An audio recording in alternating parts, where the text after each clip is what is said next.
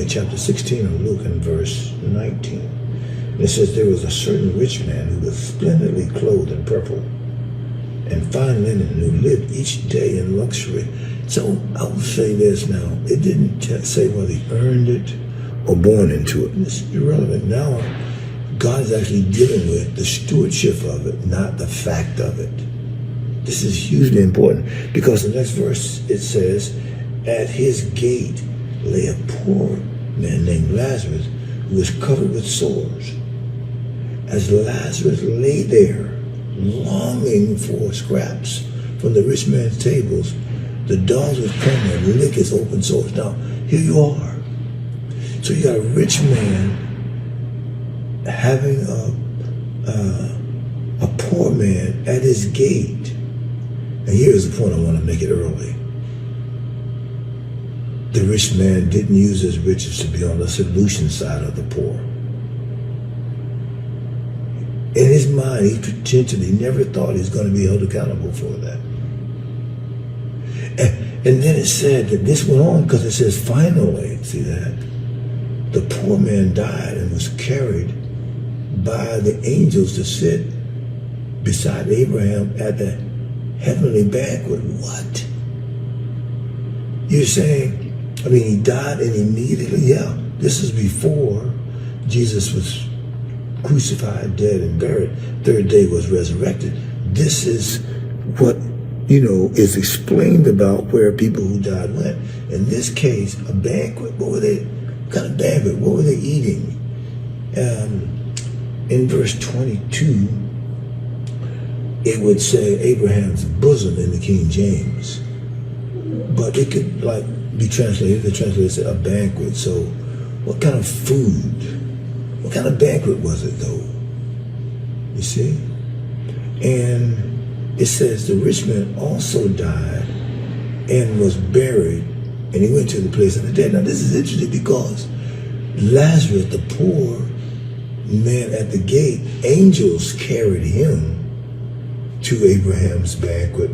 You see? But when the rich man died, it says he just went into the place of the dead. He had no help going into that death style he was living. You see?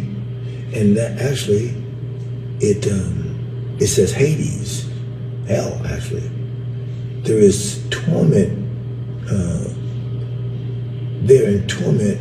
Who saw, talking about the rich man, saw Abraham in the far distance and Lazarus at his side. Now, you can see there's recognition. How did he know it was Abraham? Because Abraham lived hundreds of years earlier. I talked about this in my broadcast you'll get to later on tonight. And then secondly, in Lazarus being at Abraham's side, look, it was too late to resolve that. The rich man shouted when he saw Abram. And then, Lazarus at his side, he shouted and said, Father Abraham, have some pity. Send Lazarus over here to dip the tip of his finger in water and cool my tongue. So, wait a minute. So now you're saying you have the ability to feel after you die. I thought you were dead. I thought there was cessation of action. You're not able to function. See? What I was telling you, that death is separation from God, separation from life as we know it. But there's still cognitive ability. This guy could feel the fire. He could feel the heat. And he wanted resolution to it. This was not comfortable.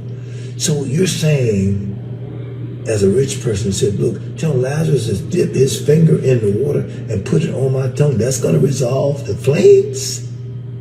He was also nonsense. You nonsense now, you nonsense then. That's what it's saying. See? And cool my tongue. I'm in anguish in these flames. So here Lazarus is at Abraham's bosom there at the banquet. You want Abraham to tell Lazarus to dip his finger in the cool and go to where the flames are so he could cool down your tongue. See, your problem is you still thinking about you. This guy still.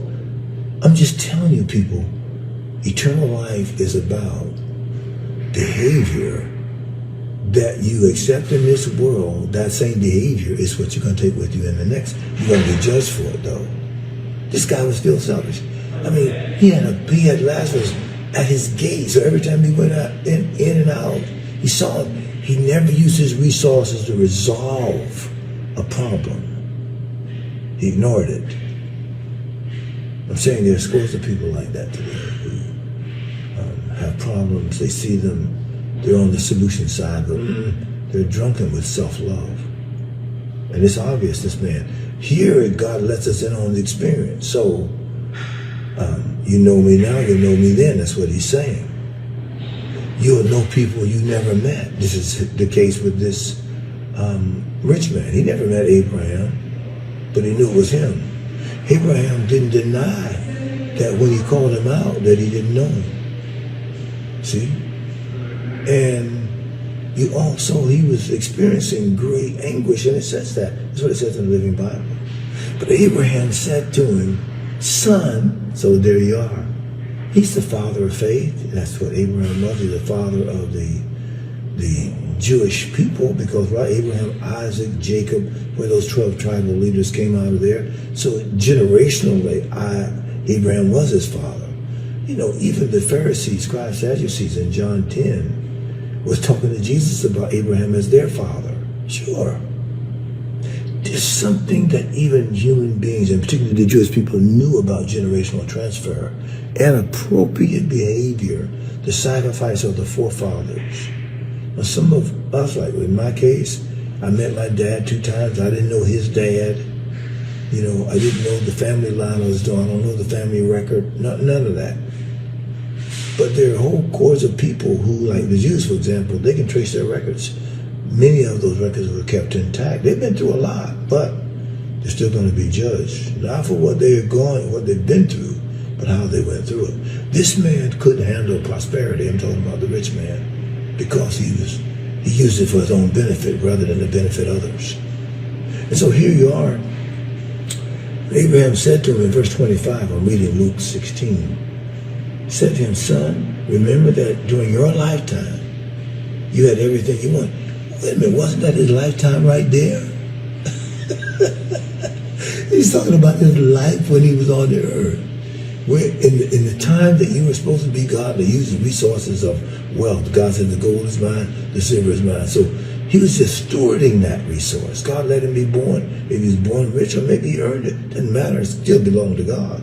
He was a bad steward of it. Okay? And then he says, look, during your lifetime, you had everything you wanted. And Lazarus had nothing. Can you imagine that? Now, some of you think God will be a bad God because he let you don't have much. You don't have much. And he let people be born without much. No. Lazarus had to steward the correct behavior. Evidently, there was something still about Lazarus that got him into Abraham's bosom or banquet. See? Yeah. And God said this, you had everything, Lazarus had nothing. So now he's here being comforted and you're in anguish. You see there? So faithfulness now gets you rewards then. Unfaithfulness now gets you judgment then. This is what he's saying. And besides, there is a great chasm separating us. No one can cross over to you from here. And no one can cross over to us from there. So this separation thing, you got to separate yourself from unscrupulous people right now. I don't care if they're your cousin, your brother, anybody else. You got to get it straight. And inappropriate behavior is inappropriate behavior. You're not going to get away with being mistreated and you responding in the way you were treated. You got to demonstrate the appropriate behavior, even though what's going on in your life isn't appropriate in the way that it should have. God allowed it to happen. And so there it is.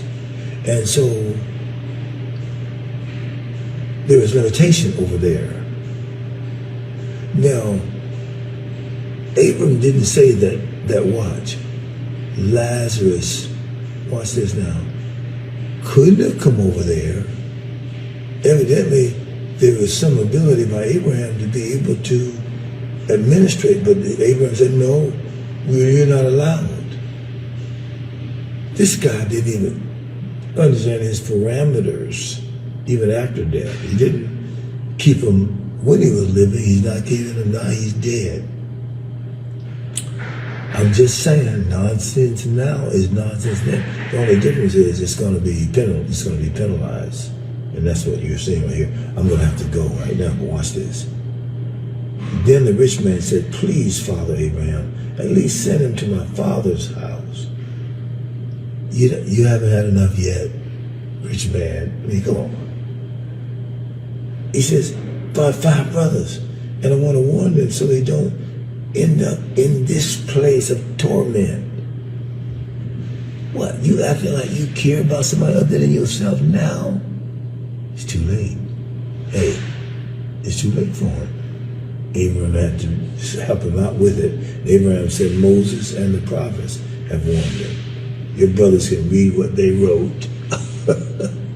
Okay?